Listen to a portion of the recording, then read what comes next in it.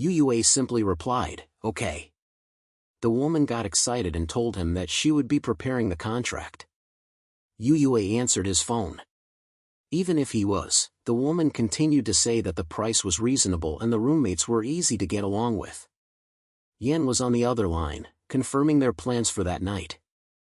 Yue replied that they were still on, and she happily responded that she would wait for him.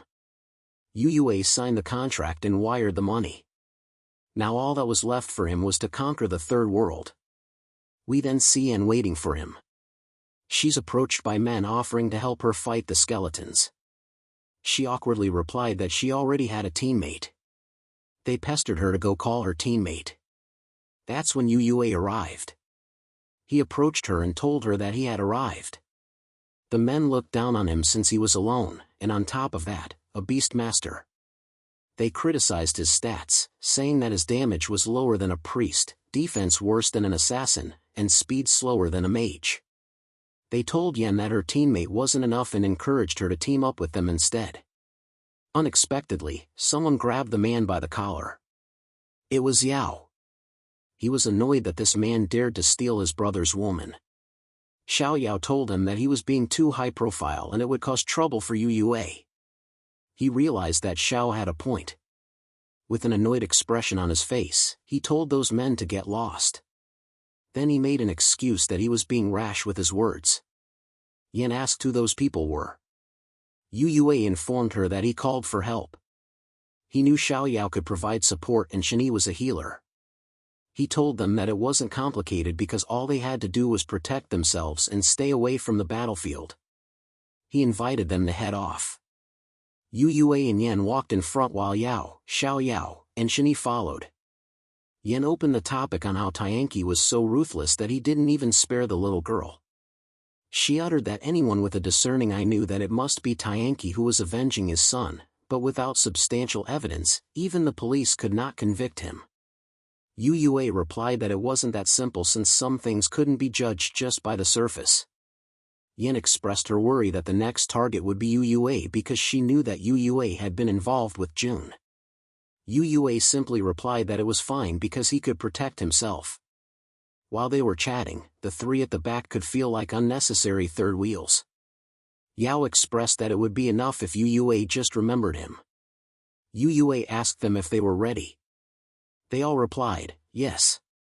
The screen prompted them if they wanted to form a team to start the Third World Boss Challenge. They tapped yes. The portal started to form, and they went through it. All of them wore their game faces and were determined to finish quickly. They arrived at the Third World, the Death God's Descent World Boss Domain. Yao commented that the place didn't look special at all. Several bats flew towards their direction, then a sharp eye appeared. The boss monster appeared. It was gigantic with a muscular body, wings, and 2 horns on its head. Yao couldn't help but express that the Third World's boss, Death God Kaisa, looked really tough to handle. Yue secretly activated his detection technique. It showed the status screen of the boss monster. Death God Kaisa was a level 30 magic type 3-star boss. Its magical attack was 1180, physical defense 520, magic defense 550, and HP at 60,000. Its skills included Death God's Eye, Death Roar, and Breath of Death. This boss monster was the ruler of the Third World, and each night he descended into the Third World. Yue was relieved that although it looked tougher than the previous bosses, he now had 2 pets and a full set of necromancer gear. With his increased battle power, he thought he could handle it. The boss monster roared loudly, summoning many creatures, bats, spider-like things, even knights. In response, Yue called the Dark Skeleton King and Skeleton Warriors. He ordered them to kill them all. The skeleton warriors leapt out and attacked the opponent's skeletons. Yue supported them by releasing fireballs. Flame engulfed the battlefield. Shini's jaw dropped when he saw that. He asked what kind of damage it was. He shared that before, even with 5 of them teaming up, they could barely take down 1 skeleton warrior in a minute. That's why he couldn't believe that Yue just wiped out a group of them in a flash alone. Yue informed them that he was going to handle the boss solo, and the rest could take care of the minions and protect themselves. Especially Yao, since he just revived, he better stand far away and not get killed instantly. It was a good battle since it was king versus king, both bosses here, so it was exciting to find out who was stronger. Xiao Yao agreed. He got distracted when he couldn't see Yao. Funnily, Yao was already hiding behind a rock at a distance. He thanked Yue for his concern and assured him he would protect himself. Yue ordered the Dark Skeleton King to use Deadly Taunt to draw Death God Kaisa's attention. Then he instructed the skeleton warriors to clear out the trash mobs around. Death God Kaisa slowly created blades to throw, but before it could finish, the Dark Skeleton King had already punched it.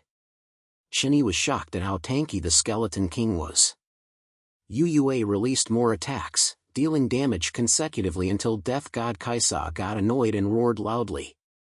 While healing Xiao Yao, Shinyi's jaw dropped again, his snot dripped, and his eyes widened as he couldn't believe how a level 33-star boss was like a regular mob in front of Yue.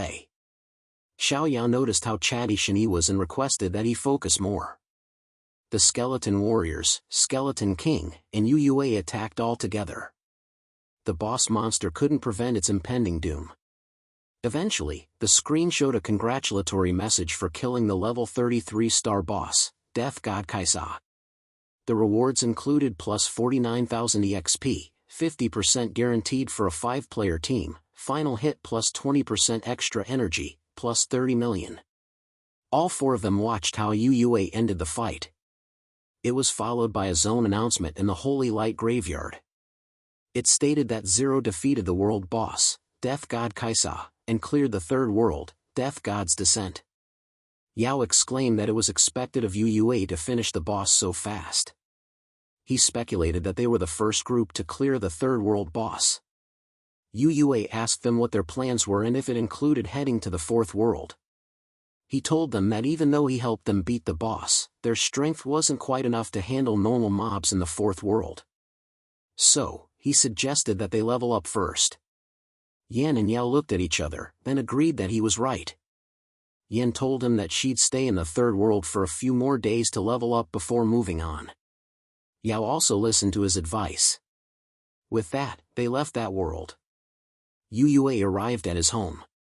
His plan was to get some rest and tackle the 4th world the next day. But when he was about to lay on his bed, he touched something.